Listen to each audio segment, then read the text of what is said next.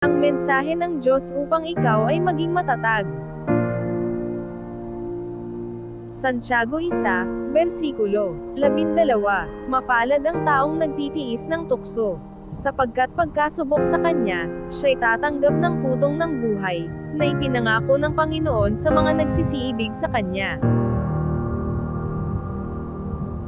Unang Pedro 1, versikulo 7. Upang ang pagsubok sa inyong pananampalataya, na lalong mahalaga kaysa ginto na nisera, bagamat ito'y sinusubok sa pamamagitan ng apoy, ay masumpungan sa ikapupuri at ikaluluwalhati at ikararangal sa pagpapakahayag ni Hesukristo.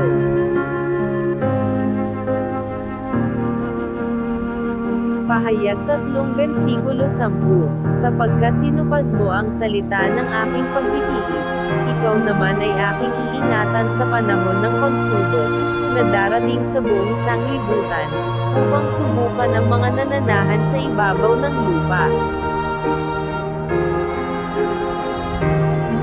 Salmo 11, versikulo 5. Sinusubok ng Panginoon ang matuwid, ngunit ang masama at ang umiibig ng pangdadahas ay kinapopootan ng kanyang kaluluwa. Isaiah 41, versikulo 10. Huwag kang matakot, sapagkat ako'y sumasa iyo. Huwag kang manglupaypay, sapagkat ako'y iyong Diyos.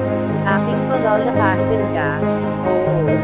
Aking tutulungan ka, oo.